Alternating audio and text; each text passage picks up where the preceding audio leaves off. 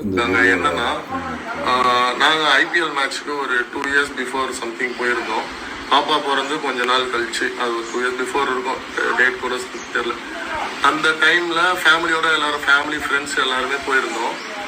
அந்த டைமில் வந்து என்னன்னா ஒய்ஃப் வந்து இந்த மாதிரி ஒரு பாப்பா வந்து டேப்லெட் முழுங்க மாட்டா, அதை துப்பிடுறா அப்படின்றதுக்காக ஒரு டேப்லெட்டை வந்து அதை க்ரஷ் பண்ணி அதை இதுக்கு தண்ணியில் கலந்து அதை பாப்பாவுக்கு கொடுக்கணுன்றதுக்காக ஒரு டேப்லெட்டை க்ரஷ் பண்ணி அதை கொடுக்குறோம். ஐபிஎல் மேட்ச் ஸ்டேடியமில் அவ்வளோ கூட்டம், அவ்வளோ கும்பல், அவ்வளோ போலீஸ் ப்ரொடெக்ஷன், அவ்வளோ பேர் என் பேக்கில் ஃப்ரண்ட்டில் எல்லாருமே இருக்கிறாங்க. அந்த இருக்கிற டைமில் பாப்பாவுக்கு ஃபீட் பண்ணுறதுக்கு எங்கள் வீட்டில் இருந்து கிளம்பி போகும்போது அதை நம்ம க்ரஷ் பண்ணிகிட்டு இருக்கோம். அதை வந்து க்ரஷ் பண்ணுற டைமு அதை எடுத்து இப்போது ட்ரக்குன்னு சொல்லிட்டு தப்பான ஒரு வீடியோவை வந்து வைரல் பண்ணிட்டு இருக்காங்க. இது ரொம்ப மனசுக்கு கஷ்டமான ஒரு சூழ்நிலையாக இருக்குது. ஸோ இந்த மாதிரிலாம் ப்ளீஸ் பண்ணாதீங்க, தயவு செஞ்சு அவாய்ட் பண்ணிக்கோங்க. அது ஐபிஎல் நடக்கிற இடம், அவ்வளோ போலீஸ் ப்ரொடெக்ஷன், அவ்வளோ ஃபேமிலி பீப்புள்ஸ் ஃப்ரெண்ட்ஸில் இதெல்லாம் இருக்காங்க. இது ஈஸியான விஷயம் கிடையாது. அதை தப்பாக பேசுகிறதுக்கு அதையும் வந்து தப்பாக போட்டுட்ருக்காங்க. இந்த வீடியோவையும் பாருங்கள்.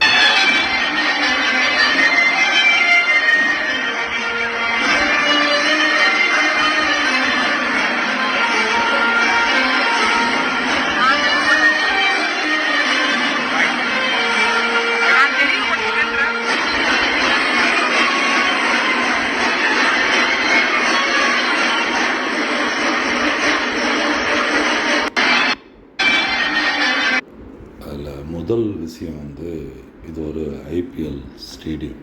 ஃபஸ்ட்டு சுற்றி ஆட்கள் இருப்பாங்க. இப்போ அந்த 2 பேர் அந்த இடத்துல இருக்கிறாங்கள, அந்த டேப்லெட்டை க்ரஷ் பண்ணக்கூடியவங்க, அந்த 2 பேரோட முகங்களை பாருங்கள்.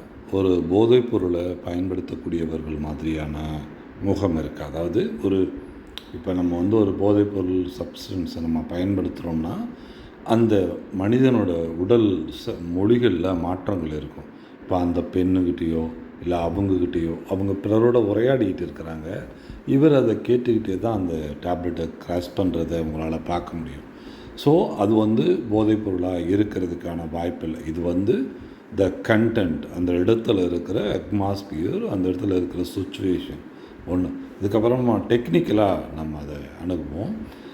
டேப்லெட் ஃபார்மில் இருக்கிற போதைப் பொருட்கள், அதாவது நிறைய வகையான போதைப் பொருட்கள் இருக்குது இல்லையா?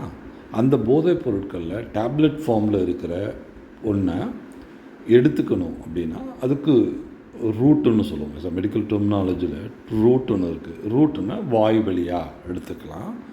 சில போதைப் பொருட்கள் மூக்கு வழியாக, நாசில் வழியாக எடுத்துப்பான். அது சில டேப்லெட்டுகளில் பக்கில், அது வந்து டேப்லெட்டை நொறுக்க வேண்டியதில்லை, நம்மளுடைய வாயினுடைய பகுதியில் ஒரு ஓரத்தில், அதாவது புகையில வைக்க இடத்துல வச்சா அது பக்கில் ரூட், அங்கே வைக்கலாம். அப்படி இல்லைன்னா நம்மளுடைய சதையில் குத்தலாம், இல்லைன்னா ரத்த நாளங்களில் குத்தலாம். சதையில் குத்துறதுக்கு பேர் இன்ட்ரா மஸ்குலர், நம்மளுடைய ரத்த நாளங்களில் வெயினில் குத்துறதுக்கு இன்ட்ரா வீனஸில் தான் குத்துவாங்க யூஸ்வலாக. அதாவது போதை மாத்திரை, ஸ்டீராய்டு மாதிரியான போதை மாத்திரைகளை பயன்படுத்தும் போது, அதாவது வந்து வலி நிவாரணி தான், அது போதை மாத்திரையாக பயன்படுத்தும் பொழுது அதை வந்து ஐவியில் தான் குத்துவாங்க. அதாவது போதை பழக்கம், போதை ஊசி பழக்கம், அது இன்ட்ரா வீனஸில் தான் குத்துவாங்க. ஸோ இப்போ இவர் வந்து இந்த டேப்லெட்டை வந்து நுணுக்கிட்டு இருக்காரா? இந்த டேப்லெட்டை அவர் கன்சியூம் பண்ணுறதுக்கான ஒரே ஒரு வாய்ப்பு நாசில் தான், மூக்கு வழியாக தான் அதை எடுத்துக்கணும், அது போதைப் பொருளாக இருக்கும் பட்சத்தில். ஆனால் ஒரு டேப்லெட்டை நிறைய பில்லர்ஸோடு இருக்கும். ஒரு ஃபார்மசிஸ்ட்டாக தெரியும், ஒரு டேப்லெட் மேனுஃபேக்சரிங்கில் நிறைய ஃபில்லர்ஸ் இருக்கும். மருந்தை விட அது நமக்கு கசக்காமல் இருக்கிறதுக்காக, அது ஒரு வடிவம் வர்றதுக்காக, அப்புறமா அது போய் எந்த இடத்துல செரிக்கணும், வயிற்றில் செரிக்கணுமா இல்லை சிறுகுடலில் செரிக்கணுமா அப்படிங்கிறதுக்கும், அப்புறமா அது வந்து வயிற்றில் இருக்கிற அமிலத்தால் பாதிக்கப்படாமல் இருக்கணுமா, தொண்டையில் சாப்பிடும்போது ஃபில்ம் கோட்டிங்கா சுகர் கோட்டிங்கா அப்படிங்கிறது எல்லாம் டிசைட் பண்ணணும். ஏன்னா வாயில் கசக்கக்கூடாது, எல்லா மாத்திரைகளும் கசக்கும். ஸோ இப்படி ஒரு ஃபார்முலேஷன்ஸ் வந்து தயாரிக்கிறது வந்து அந்த டேப்லெட்டை நீங்கள் நேரடியாக நாசலில் எடுத்துக்க முடியாது. அதனால் எடுத்துக்கிறதுனால உங்களுக்கு அந்த போதைப்பொருள் முழுக்க கிடைக்காது. அது மூக்கை டேமேஜ் பண்ணும். அந்த ஃபில்லர்ஸ் எல்லாமே உங்களுடைய மூக்கை, உங்களுடைய சுவாச குழாயை, ஏன்னா அது வந்து நேரடியாக உங்களுடைய ரெஸ்பிரேட்டரி, அதாவது உங்களுடைய நுரையீரலுக்கு போகக்கூடியது. நம்ம நுரையீரல் பகுதி ரொம்ப மென்மையானது, அந்த பில்லர்ஸ் எல்லாம் அதுக்கு ஆபத்தானது. அதுக்கப்புறமா நம்ம மூச்சு குழலுக்குள்ளே அந்த பில்லர்ஸ் போச்சுன்னா புறையேறிடும், ரிட்டர்ன் அடிக்கும். ஒரு சாப்பாடு போயிடுச்சுன்னா புறையேறிச்சுன்னு சொல்கிறீங்கள, அந்த மாதிரி ஒரு டேப்லெட் ஃபில்லர்ஸ் நீங்கள் மூக்கு வழியாக அனுப்புனீங்கன்னா அது வந்து ரிட்டர்ன் அடிச்சுட்டு புறையேறிடும். ஸோ அவருக்கு இருக்கிற ஒத்த வாய்ப்பு அந்த ஐபிஎல் ஸ்டேடியத்தில் நாசல் ரூட்டு தான். அப்படி இல்லை, அவர் நாசல் ரூட்டில் எடுத்துக்கல, ஸ்டெரைல் வாட்டர் கொண்டு வந்தார். அந்த ஸ்டெரைல் வாட்டரில் அவர் கரைச்சி அதை இன்ஜெக்டாக குத்திக்கிட்டார் அப்படின்னா, அந்த இன்ஜெக்டாக அவர் எப்படி எடுத்துக்கிட்டார் அப்படிங்கிறத காட்டணும். இவங்க யார் இந்த வீடியோ எடுத்தாங்களோ அவங்க அந்த போதை மாத்திரையை அவர் ஒரு இன்ஜெக்டபுளாக மாற்றினார், அந்த இன்ஜெக்டபுளாக அவர் எடுத்துக்கிட்டார் அப்படின்னு சொன்னால் அதை அவங்க பொது வெளியில் வெளியிடணும். அவர் வந்து அந்த மாத்திரையை க்ரஷ் பண்ணுறதை காமிக்கிறாங்க, அதை வந்து வெளியிடணும். அப்புறமா டேப்லெட் இல்லை, எல்லாமே காப் சிரப்பாக தான் இருக்கும் குழந்தைகளுக்கு அப்படின்னா அப்படி கிடையாது. குழந்தைகளுக்கு நிறைய டேப்லெட்ஸ் இருக்குது.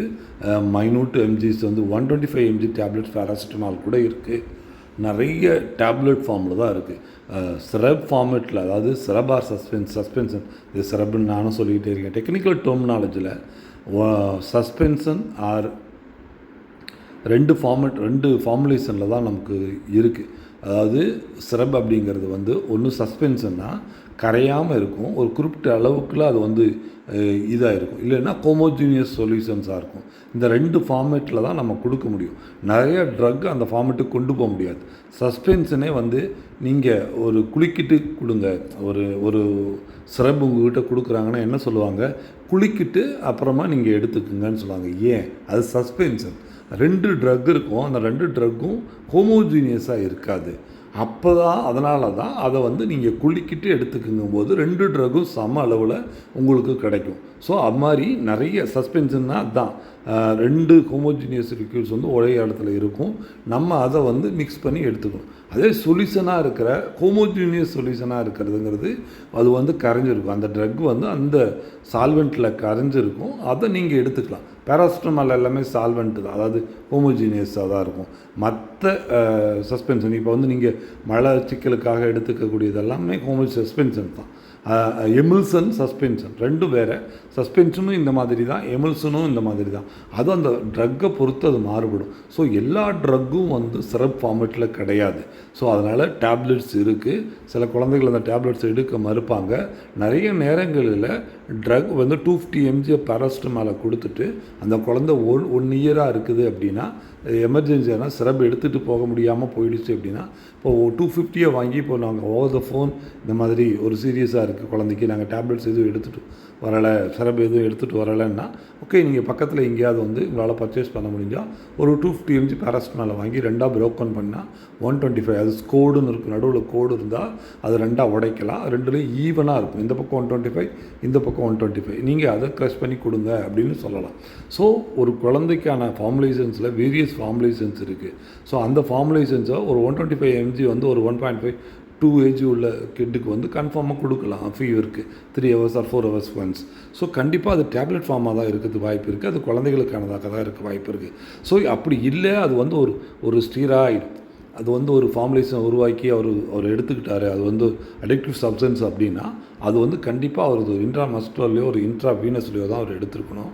அப்படி ஒரு இன்ஜெக்டபிளாக அவர் அதை எடுத்துகிட்டு இருந்திருந்தார் அப்படின்னா அதை அவங்க காட்டணும். அப்படி இல்லை, அதை வந்து ஒரு ஃபைன் பவுடராக இருந்ததுன்னா மூக்கு வழியாக எடுத்துக்கலாம், ஸோ ப்ராப்ளம் இல்லை. பட் அது டேப்லெட், ஸோ அது ஃபைன் பவுடர் கிடையாது. அப்புறம் சரி ரைட் ஓகே, அடுத்து இன்னொன்று வேறு ஃபார்மேட்லாம் இருக்குது. கீழே நெருப்பு காட்டி மேலே ஃபியூம்ஸ் வரும், அந்த ஃபியூம்ஸை இன்ஹேல் பண்ணுவார் அப்படின்னா அதில் ஃபில்லர்ஸ் இருக்குது, அந்த மாதிரி ஃபியூம்ஸ்க்காகவும் அது பயன்படுத்த முடியாது. அப்படி பண்ணியிருந்தாலும் அதை வீடியோவாக வெளியிடலாம். அவர் அதை எப்படி கன்சியூம் பண்ணினாருங்கிறத வந்து வீடியோவை வெளியிடாத வரை இது வந்து நார்கோட்டிக் ஆர் அடிக்டிவ் ஆர் போதைப்பொருள் இல்லை. அது ஒரு குழந்தையோட ஒரு குழந்தைக்கு கொடுத்த ஒரு சப்ஸ்டன்ஸ் தான். அவர் அவங்க நோக்கியிருக்காரு. அவரோட முகத்தை, அவரோட பக்கத்தில் இருக்கிறவங்கள, சுற்று வட்டாரத்தோடு இருக்கிறவர்களோட அந்த இருக்கிற விஷயத்தை கவனிங்க. ஒரு சட்டத்திற்கு புறம்பான ஒரு செயலாக இருக்குது அப்படின்னா அதை வந்து இந்த அளவுக்கு இலகுவாக இயல்பாக ஒருத்தங்க வந்து செய்ய முடியாது. அப்படி இருந்தாலும் ஒரு வீடியோ எடுக்கிறதுக்கு அலோவ் பண்ண மாட்டாங்க. அதனால் இது வந்து கண்டிப்பாக நார்கோட்டிக் சப்ஸ்டன்ஸாக இருக்கிறதுக்கான வாய்ப்புகள் கிடையாது. எஸ் அ டெக்னிக்கல் ரீதியாகவும் மெடிக்கல் ரீதியாகவும் போதைப் பொருட்களினுடைய தன்மையை பொறுத்தும் ஓபியமாகவோ இல்லை கொக்கைனாவோ இல்லை மெத்தமைனாவோ மெட்டமெத்தமைன் எதுவாக இருந்தாலும் அந்த ரூட் ரொம்ப முக்கியமானது. அது டேப்லெட் ஃபார்மேட்டில் இருக்கிற அந்த ரூட் வந்து கண்டிப்பாக எடுத்துக்க முடியாது. இந்த டேப்லெட் ஃபார்மில் இருக்கிற பில்லர்ஸோடு இருக்கிறத வந்து எடுத்துக்க முடியாது. அதை வந்து ஒரு ஸ்ட்ரேல் வாட்டரில் நல்ல இது பண்ணி அந்த பில்லர்ஸ் எல்லாம் கரைச்சி விட்டுட்டு மேலே வரக்கூடிய அந்த ஸ்ட்ரெயில் வாட்டரில் இருக்கிறத இன்ஜெக்டபிளாக எடுத்து அதை தான் இன்ஜெக்ட் பண்ணிப்பாங்க. அதாவது ஒரு ஸ்டீராய்டு டேப்லெட்டாக இருந்தாலோ இல்லை வேறு மாதிரியான டேப்லெட் போதைப்பொருள் டேப்லெட்டாக இருந்தாலோ அப்படி தான் அதை பண்ணுவாங்க. அதுவும் கையில் மார்க் இருக்கும். அப்போது அது அந்த இடத்துல போடவே முடியாது. இவ்வளோ க்ரௌடில் ஒருத்தர் இன்ஜெக்ட் பண்ணிக்க முடியுமா கையிலங்கிறத நீங்களே யோசனை பண்ணிக்கோங்க. ஸோ இது ஒரு போதைப் பொருள் அல்ல. ஆஸ் அ டெக்னிக்கலாக ஒரு ஃபார்மசிஸ்டாகவும் சொல்கிறேன், அப்புறமா பலகாலமாக போதைப் பொருட்களை செய்திகளில் பார்க்குற ஒரு நபராகவும் சொல்கிறேன், அப்புறமா கூர்ந்து கவனிக்கிற பல விஷயங்கள்லேருந்து சிலர் நமக்கு கொடுக்குற இன்புட்லேருந்தும் இந்த இடத்த பொறுத்தும் அந்த மனிதர்களுடைய 20 ஆண்டுகளாக சில மனிதர்களை படித்த பல மனிதர்களை மருத்துவத்துறைகளை படித்தவனாகவும் மருத்துவர்களோடு உறவாடிய ஒருவராகவும் உங்களுக்கு இதை கருத்தை நான் முன் வைக்கிறேன். நன்றி, வணக்கம்.